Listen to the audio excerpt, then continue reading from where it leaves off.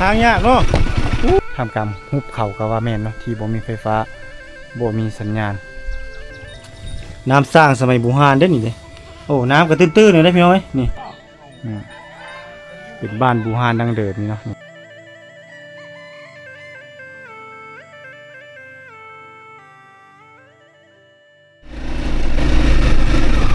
พี่น้องเอ้ยคือเส้นทางที่แสนโหดเลยนะฮะในการที่จะเฮาลุยชนบทเนาะ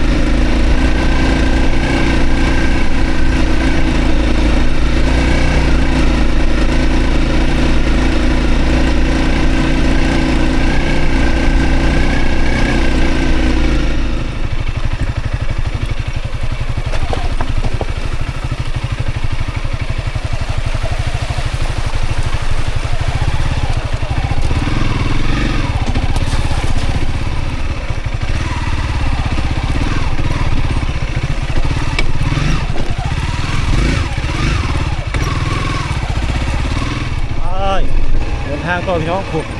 เส้นทางนี้ยาวไกลเลยแต่ว่าบนยากๆเนี่ยก็สิมืดเนี่ยแล้ว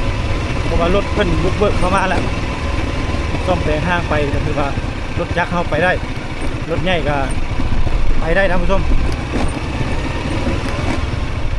ในบริเวณนี้ก็จะเป็นให้ของชาวบ้านที่เขาจะปลูกเข้าในระหว่างเส้นทางการเดินทางที่เราเดินทางมานะท่านผู้ชมเนาะ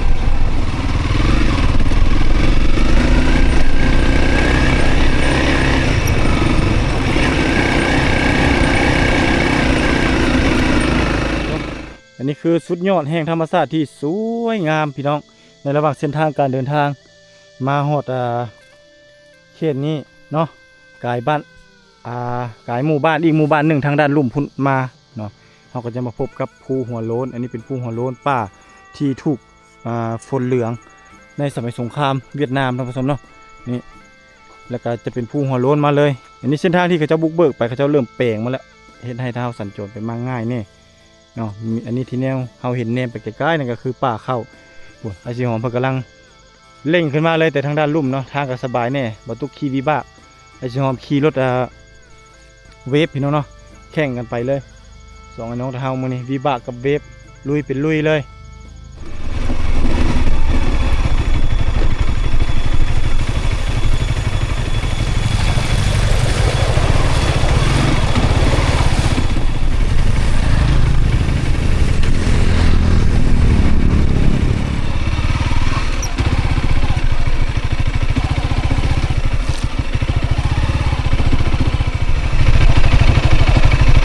ยังไม่เท่าโอ้เอาไหนมากนี่มานี่เอาไปขายมักน้ำมันเก็บมักน้ำมันไปขายเนาะตามทางพี่น้องพบเจอไม่เท่าเพิ่งกำลังเก็บมักน้ำมันเพื่อจะเอาไปขายเนาะโลเท่าไรไม่เท่านี่โลเท่าไรโลจะพันโล1,000โลละ1,000 2,000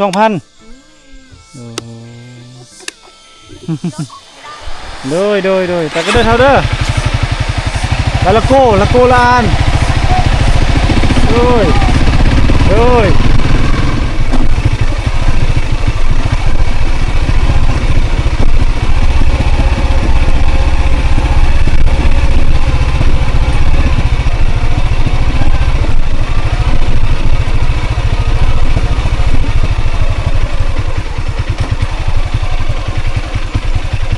โอ้มาใส่ไปเท่า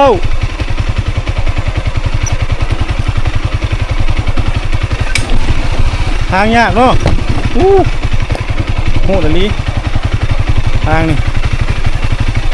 โหดเลย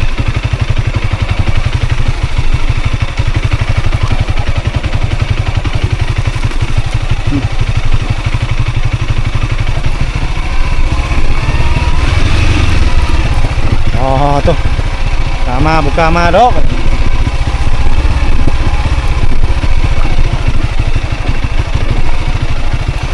เดิน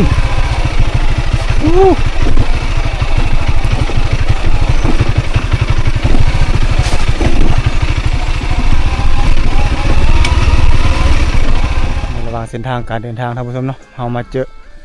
หมู่บ้านอีกหมู่บ้านหนึ่งอยู่ทางกลาง ท่ามกลางหุบเขาก็ว่าแม่นเนาะที่บ่มีไฟฟ้าบ่มีสัญญาณโทรศัพท์ท่านผู้ชมเนาะนี่เป็นหมู่บ้านที่ตั้งอยู่กลางหุบเขาเลยท่างนั้นก็เป็นภูผาเนาะแต่ว่าทางด้านนี้ก็จะมีสุขศาลาพี่น้องเนาะเป็นสุขศาลาหลังดินงามๆเนาะทาสีงามๆเลยท่านผู้ชมเป็นเส้นทางที่เราเดินทางมานี่เบิ่งผานี่ท่านผู้ชมบักงามๆเลยไกลไปไกลมาเลยเห็นชาวบ้านเพิ่นกำลังฟัดเข้าหรือว่าตากเข้าอยู่เราก็เลยแวะเข้ามาสัมภาษณ์พี่น้องสัมภาษณ์ชาวบ้านเพิ่นนี่ก็มีผู้คนไกลไปไกลมาอยู่ด้วยพี่น้อยอันนี้บริตำเนาะคัดเลือกเข้าเสื้อสีเอาบ่โอ้ไปสีอยู่ไสมันมีพงสีเขาหับสี โอ้มีคงสีหับสีเอามีไฟบ่ติดจัก ติดจักเอาพงสีแบบบ้านเฮาตะกี้แหละเป่าจักพันเขาจะเอาเสื้อคิดงี้โอ้เป่า50,000กีบเป่าเนี่ยเต็มเป่าเนี่ย50,000กีบพี่น้องเกือบ100 บาทเป่าใหญ่60แต่เป่าปลานิ่นหูปลานิ่นใหญ่50เนาะ60บ่อยากตำแล้วนี่เนาะเมื่อยเนาะมีแต่จักสีเอาหาเงินไปหาหน่อไม้แห้งเฮ็ดแห้งมาหลักเอาเงินไปสีเข้ากลับไปกลับมาวนเวียนเอาวนพี่น้องตะแดดให้มันแห้งๆก่อนฝนตกแดดแห้งๆนี่ฟัดต่อได้แล้วก็สิมาฟัดอันนี้ไปเข้าหน้าบ่เขาให้นี่เขาให้เนาะคือทางฮีทางใดเนาะตะโอ้ยบ่เขาจะตากเข้าไม่ไหมนี่เขาจะบ่ให้จับเด้บางบ่นี่ตะโอ้ยแล้วก็บ่ให้ผ้าป้าเข้ายังบ่ทันฮู้พิษผีก้องก้อยเขาเจ้าว่าอันนี้บ้านยังแม่บ้านมันตะเปื้อโอ้อันนี้มันตะเปื้อกลายมาในบ้านยังบ้านซกลาวตะเปื้อมีเจ้าหลังคาบ้านตะเปื้อนี่สีดงที่ดง50 ปลายโอ้50 ปลายหลังคาเฮือนแถวนี้มีแต่เฮ็ดให้เนาะบ่ได้เฮ็ดนาเนาะนาน้อยๆนาบ่หลายบ่หลายบ่มีเงินเฮ็ดนาโอ้มันก็มีน้ำบ่นาน่ะเอาคันเฮ็ดแล้วเนี่ยบุกเบิกมันก็มีน้ำบ่มีก็ต้องต่อท่อโอ้ซื้อท่อต่อมาน้ำบ่อยู่น้ำต้องได้เฮ็ดชลประทานได้คุณเลยมีทางแห้งเขาจะได้เฮ็ดกลางเว้นนี่คือบ่เห็นชาวบ้านส่วนหลายเขาเจ้าไปไสยามนี่ชาวบ้านน้ำป่วยเนี่ยเบียดเนี่ยไปลิ้นบ่หรือว่าไปเวียกเฮ็ดเวียกโอนสัตว์โอ้ไปปลูกไม้วิกไปปลูกวิกไปใส่ปุ๋ยบริษัทมื้อเท่าไรเขาเจ้าจ้างนะบริษัทลำช้างบ่ลำช้างคุณค่ำโอ้ไปรับจ้างอยู่นี่มื้อเท่าไรเขาเจ้าให้เป็นวันบ่100,000 200,000เนาะเป็นวันบ่เป็นเดือนวันมื้อนึง200,000 200,000กีบไปรับจ้างบริษัทนี้100 บาทเนาะพอมีรายได้เนาะแต่ก่อนหาประจักษ์กระด้างกระจวยเนาะมีแนวหาเงินมีแนวเฮ็ดก็มีแนวหาได้ไทยตัดภาพมาทางพี่ทางผสมเนาะอันนี้คือซีเมนต์น้ำสร้างสมัยโบราณเด้นี่เด้โอ้น้ำก็ตื้นๆเลยได้พี่น้อยนี่นี่เขาจะขุดเอาเนาะดินกับโบเจือนเพราะว่ามันเป็นดินแข็งดินเนื้อแข็งคือก้อนดินจี้นี่เด้เขาจะโก้ออมหอบเลยแล้วก็จะมีเล็กตัวนี้เนาะนี่ตัวนี้รุ่นมุนเลยนี่เนาะนี่น้อง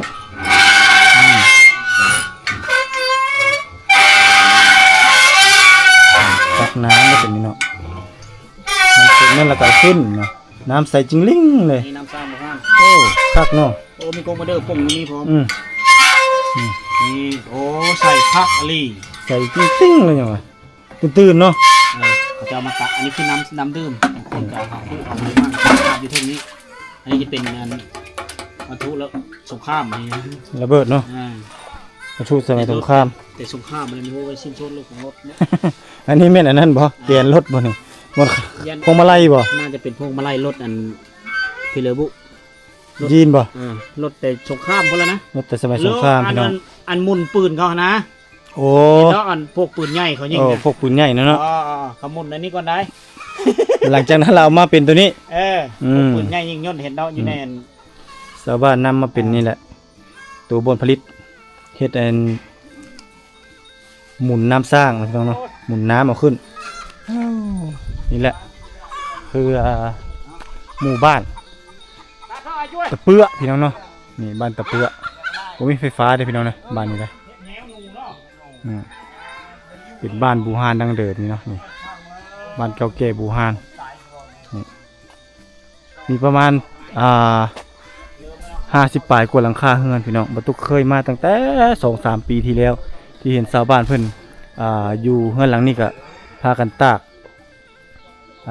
หน่อไม้แห้งเนาะเพื่อจะเอาไปขายว่าจะมีคนมาซื้อหรือว่าพ่อค้าคนกลางมาซื้อนี่กำลังตากข้าว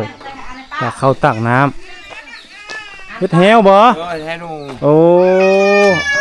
แบบฝีมือพื้นบ้านเนาะแบบบูฮานดังเดิมพี่น้องเนาะแฮวหนูแฮวแยกคอบ่แยกตีนนี่แยกคอเลยโอ้พี่น้องเนาะแบบแยกคอเลยคอได้พี่น้องเอ้ยผู้ชายเป็นประเภทแบบเครื่องมือ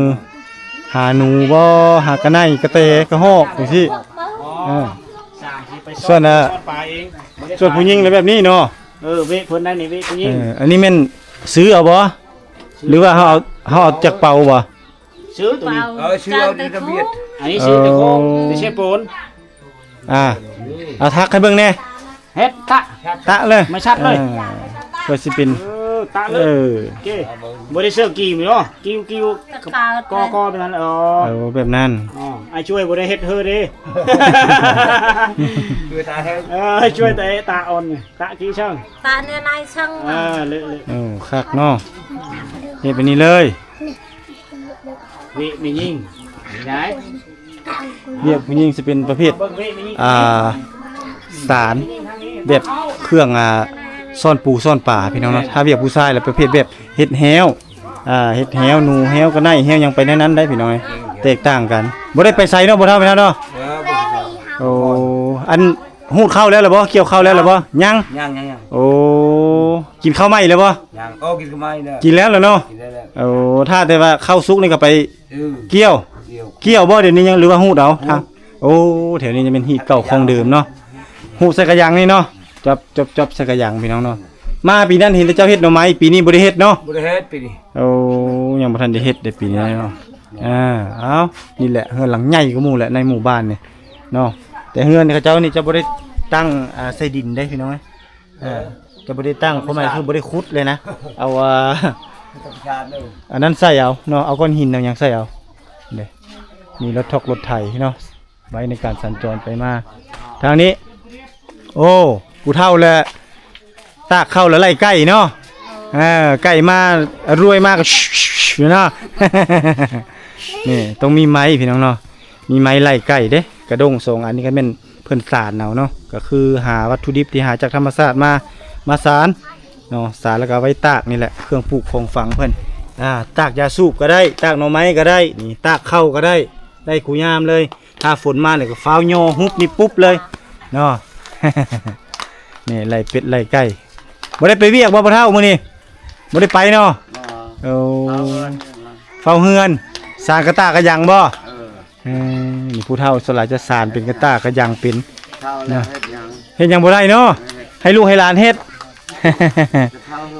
โดยผู้พี่น้องผู้ผาป่าไม้อ้อมหอบเมิดบริเวณหมู่บ้านนี่เนาะเป็นหมู่บ้านลึกลับก็ว่าแม่นเนาะข้ามกลางหุบเขาซึ่งว่าเฮาเป็นคนนอกนี่โดนๆจะเห็นคนนอกเข้ามาแล้วก็จะเปกหูเปกตาเขาเจ้าก็จะเนมหรือว่าจะเบิ่งแต่เฮาในมุมมองที่ว่าเป็นคนต่างถิ่นที่เข้ามาในหมู่บ้านของเพิ่นนี่เป็นเฮือนบูฮานดังเดิมพี่น้องแนมมองรถสังเกตเบิ่งว่าแต่ละหลังคาจะบ่ค่อยมีไฟฟ้าเนี่ยอันนี้เป็นคกรุ่นเก่าดังเดิมบูฮานแต่สมัยดึกดำบรรพ์แต่รุ่นปู่รุ่นพ่อรุ่นแม่รุ่นปู่รุ่นย่าอะไรพี่น้องนี่ที่สืบทอดกันมาคกแบบนี้นะเอาไม้เฮ็ดเนาะแต่ถ้าทางเมืองนอกนี่มันบ่มีไม้แหละมันเริ่มเจริญพัฒนาแล้วก็จะมีคกหินที่เขาเจ้าผลิตขึ้นมาจากปูนจากขี้เล็กขี้อย่างต่างๆนี่เนาะเป็นเล็กเป็นอย่างต่างๆเนี่ยเขาจะเอามาเฮ็ดแต่อันนี้แม่เขาจะผลิตโดยที่ว่าตัดเอาไม้เป็นท่อนเลยจากภูจากผาแท้ๆมาเฮ็ดนี่เนาะที่ว่าเป็นยุคเก่าดั้งเดิมเนาะกิจกรรมก็ยามนี้ก็จะบ่ค่อยเห็นเนาะส่วนหลายนี่ตามที่บรรทุกสัมภาษณ์นั่นเนาะเขาจะอยู่ตามให้ตามหน้าตามสวนของชาวบ้านเนาะจะบ่ค่อยเห็นอยู่เฮือนอยู่ซ่านอย่างต่างๆ เนาะส่วนหลายก็มีแต่ผู้เฒ่าเด็กน้อยเอาลูกเอาหลานอยู่เฮือนอยู่ซานเนาะนี่อันนี้แม่นเฮือนบูฮานดังเดิมแท้ๆนี่เนาะโดยสว่าโอ้เงินของเจ้านี่คักเนาะเจ้าจะบริเฮ็ดลงขวงได้เฮ็ดซื่อลงนั่นนี่เป็นทรงคือเฮือนเวียดนามพี่น้องเนาะนี่โอ้มีเฮือนดินนี่เนาะอยู่ท่ามกลางหุบเขานี่มีเฮือนดินเฮือนโก้อีกโอ้หลังเดียวนี่นั่นนี่ได้ไฟฟ้าบ่มีซื่อลำพังนี่เอาปูนเอาซีมังเอาอย่างต่างๆมานี่อุปกรณ์มานี่เอามาทางใดโอ้มาทางเวียดโอ้มาทางตะลุงบ่แกมาเลยเนาะรถยีนบ่โอ้รถยีน130จังเอามาได้เนาะโอ้ถือว่าเป็นคนมีเงินที่สุดเลยเนาะจังเฮ็ดเฮือนจังซี่ได้โอ้ไก่กันเนาะป้าต้องเม็ดเข้านี่ไปสวยเลยพี่น้องเอ้ยเข้าเพิ่นนี่เนาะมากงามดกหนาดีเนาะเฮือนนี่คือสิสร้างหลายปีแล้วเนาะ 2-3 ปีโอ้สมัยมีเงินมีคำนั่นนี่เนาะ2-3 ปีจึงเฮ็ดได้ซ้ำนี้ขายงัวขายควายขายสัตว์เลี้ยงเลยเนาะแล้วก็มาสร้างเฮือนปลูกเฮือนพี่น้องโอ้ดังเดิมอีหลีเนาะเฮือนซ่านล้านเป็นพี่น้องไอ้ผู้ดังเดิมแบบนี้อันนี้บ่แต่ว่าหลังคานี่สมัยใหม่แล้วนี่ถ้าดังเดิมมันต้องแบบมุงแบบนี้แต่ว่าต้องมุงหญ้าดังเดิมแท้ๆเนาะแต่เส้นปูเส้นหญ้าเฮาก็สิประมาณนี้พี่น้องทั้งเด็กน้อยทั้งผู้ใหญ่เนาะจับไม้ใบ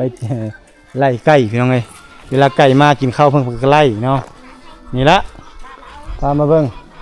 วิถีชีวิตพี่น้องของชาวบ้านตะเปื้อเนาะในเขตนี้ยังอีกหลายบ้านเด้เฮาจึงสิฮอดจุดสุมละโกคาดว่ามื้อนี้เฮาจะน่าจะค่ำน่าจะนอนอยู่บนละโกกะลาอ่านทางไอ้สีของเพิ่นสิพานอนเพราะว่าเส้นทางสายนี้บ่ตุกบ่ค่อยถนัดปานใดจะแม่นทางอ้ายพี่เพิ่นที่ว่าถนัดและก็รู้จักเส้นทางชำนาญงานแต่ว่าถ้าฝนตกนี่แน่นอนเส้นทางเรานี่แม่นลำบากแน่นอนพี่น้องนี่แหละอันนี้คือหมู่บ้านพี่น้องเนาะหมู่บ้านของเพิ่นในเขตนี้ถือว่าเงียบสงบเนาะบ่มีเสียงตู้เสียงเทปเลยเนื่องจากว่าบ่มีไฟฟ้าบ่มีสัญญาณพี่น้อง